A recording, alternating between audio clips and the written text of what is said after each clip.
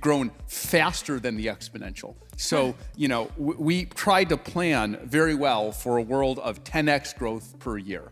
In the first quarter of this year, we saw, if you were to annualize it, 80x growth per year in revenue and usage. And so that is the reason we have had difficulties with compute, right? We've planned for anything from it only grows a little to it grows 10x. The people who build the AI, the one who made the prediction, run the models, and plan for every scenario, they got it wrong, but not in a small way, by a factor of 8. And here is why that matter to you, because what Dario said next is probably one of the most important any AI founder have said this year. Stick around, we are getting into it right now. And subscribe if you're new and like the video, it helps. Most people talking about AI right now, they never build it. But Dario and Daniela, they have been building it since 2015. They left OpenAI together to fund Anthropic because they believe that building AI need the most careful builders. And this week, standing in front of their own developers, and they describe what actually feels to be inside the Exponential. At Anthropic, we have this little Slack emoji of the roller coaster. You guys know the one I'm talking about, but it's like an inflected roller coaster. So it's almost like it's like going straight up. And I think of me and Dario as riding at the front and the back of that roller coaster. I don't know if you all have ever, maybe not recently, been on a roller coaster. I'm not always sure which one of us is in the front and which one of us is in the back, but you get a different type of whiplash depending on which side you're on. And I think that's probably the best encapsulation of what it has felt like. It's like we're having a lot of fun. There's a ton of adrenaline. We're not totally sure that the operator of the roller coaster isn't like a 15-year-old who's doing a summer job of like questionable level of sound mind. But it's been great. It's fun. A roller coaster operated by a 15 years old. That's the president of a 61 billion AI company describing her own situation. Not performing confidence, but just saying it straight. And what Dario said after this about the prediction, about what actually happened, that's where it gets really interesting. And here what most people don't know. 10 years ago, Dario wrote down all the predictions, what AI would cost, what it would be capable of, year by year, task by task. Those predictions, called scaling laws, became the blueprint for everything it came after. Most people, they thought they were crazy. Me and the other co-founders who kind of, first predicted it through the scaling laws, over 10 years ago. And, we wrote down these lines on graphs that say like, well, first we're going to spend $1,000 in AMON, then 10,000, and then 100, it's going to go all the way to hundreds of billions. And, the model's going to be this good at this task and this good at this other task and that good at coding. And it is a remarkable experience to write down these lines on graphs and have the predictions come true. So in that sense, they are not surprising at all. And yet the actual experience of seeing what it's like is just, it's so crazy that you're shocked anyway, even though what you wrote down on the graph is exactly what happened. I'm always reminded of there's this famous scene in the movie Interstellar where they go to this, planet that's very close to a black hole. And so the planet has these waves that are like, 2,000 feet high. And I was a physicist. I know the math of general relativity, how much things can be sheared. But actually seeing it on human scale, like there's something deeply, this kind of deeply strange and unsettling about seeing it actually happen.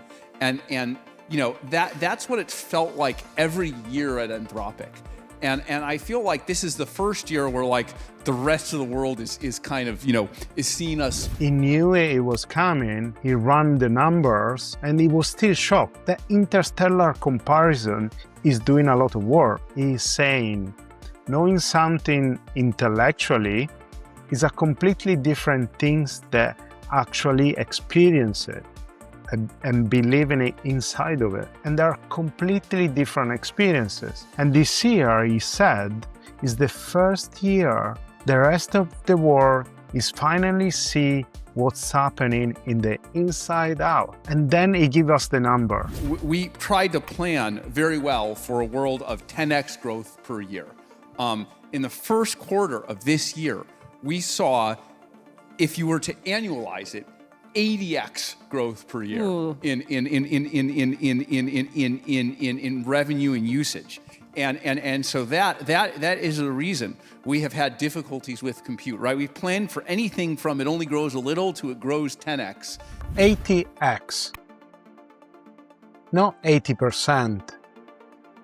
80 times in a quarter. His best case scenario was 10 times. Reality was 8 times more than that. And now, here the part that most people watching the original interview, they are not really paying attention to it. And this part wasn't about Anthropic, but was about people building businesses like you.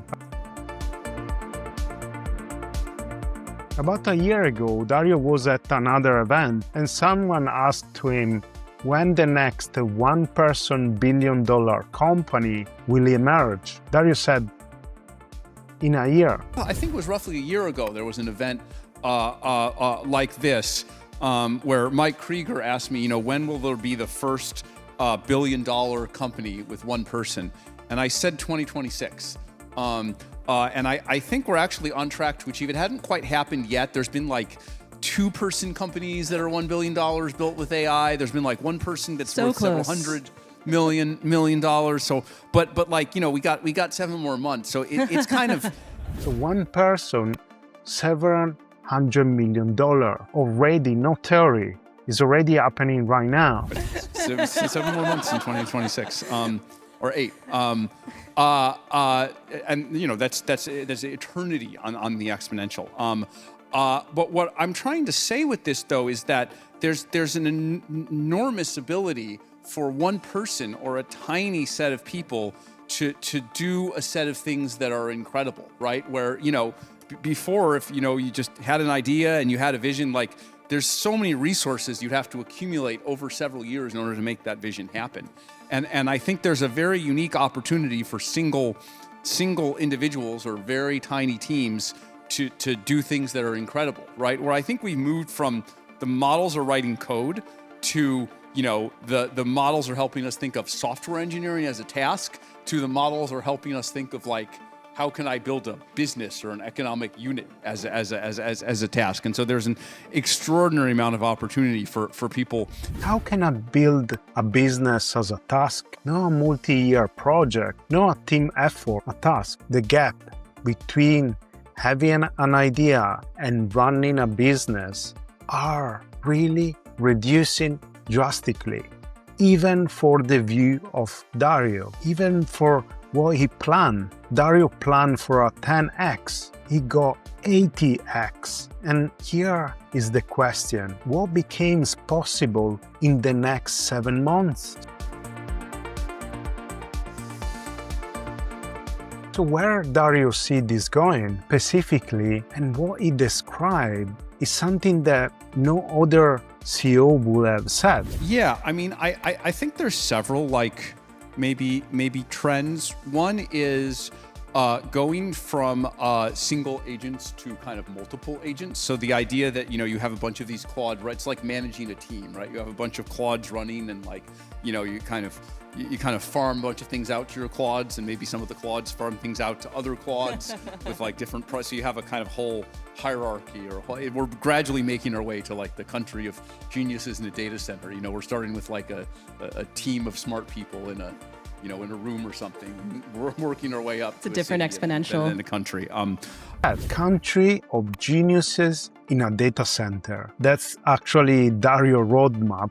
Not a metaphor, not an inspiration content, a literal engineering target. The next evolution isn't hiring more people. It's deploying AI agents that act in your behalf like a team, not tools, team members. Related to that is like, you know, what we've done so far with Claude Code is like, you know, it helps kind of individuals to be more productive. But I think increasingly we're going to start thinking at the level of whole teams and organizations. And how can you make whole teams and whole organizations more productive in a way that is kind of more than just the sum of its parts? More than the sum of its part. One founder, multiple agents, organizational level output, math of what exactly a small team can do is completely changing. But when the things speed up so fast, something always breaks.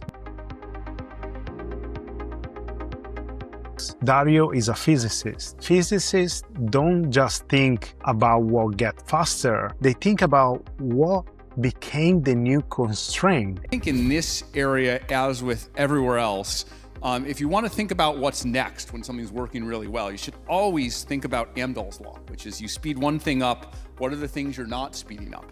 And so I think there are a bunch of things like security, like verification, like just if you're living in a world where you can, within an organization, write 3 or 4 times as many PRs as you could previously, you start to understand there are all these other things that are holding you back or that will go wrong if you speed up just that and not everything else. Speed up one part of the system and the bottleneck just moves somewhere else. And Anthropic see this coming. They see it happening to them in the business. Use Claude to ship more feature, more product, better quality, faster, and then they hit a wall they didn't expect. Acceleration, you can write 2 times as many, 4 times as many, 5 times as many. You know, you see this within the company, but then you see what breaks. Mm-hmm. We've been able to ship a lot more products, you know, than we could a year ago, and they're of pretty high quality, or I hope you think that.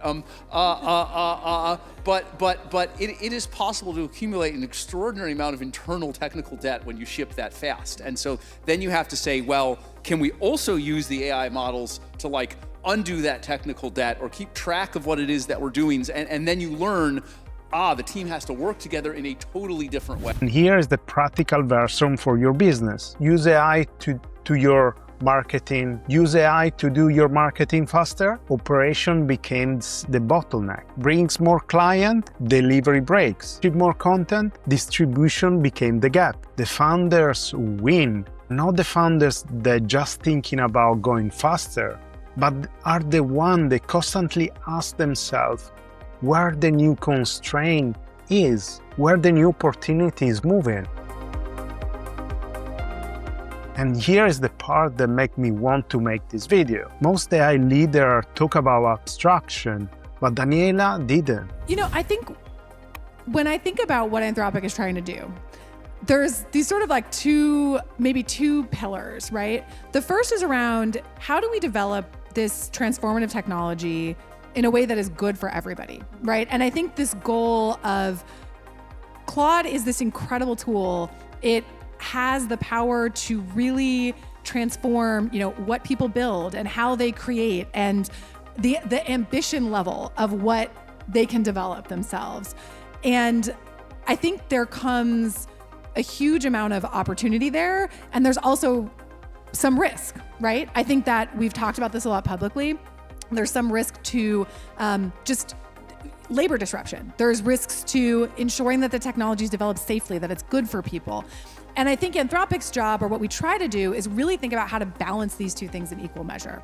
We have this internal cultural value called hold, light, and shade. And I think that it is such a good encapsulation of, you know, what we see about how the technology is being leveraged today. And also just our approach to putting the technology out into the world, right? All the light and shade, both things are true at the same time. The opportunity is real and the disruption is real too. The founders who navigate this moment are the ones that can hold both things at the same time without freezing or without being naive. That's not a corporate value statement. That's a framework for every decision for your business in the next 5 years. So here is the takeaway. Dario predicts exponential growth. He was right. Then reality came at 8x his best case scenario. He predicted a 1 billion person company, and it's happening right now. With just 7 months on the clock left, he described a future where AI is not just doing tasks, it's run the entire organization on your behalf, and it warns. Every time you speed up some part of the process, something else became the new bottleneck. The window that Daniela described, built in this moment to have a vote in how this unfolds, is open right now. And this is why we are here with our channel, to help you navigate this transition of the singularity, this moment when AI became smarter than any human being on Earth, and everything around changed, from businesses, economies, and we had to adapt and keep moving to this really fast pace. So subscribe if you're new, click the like button, it helps, and see you to the next one. Bye bye.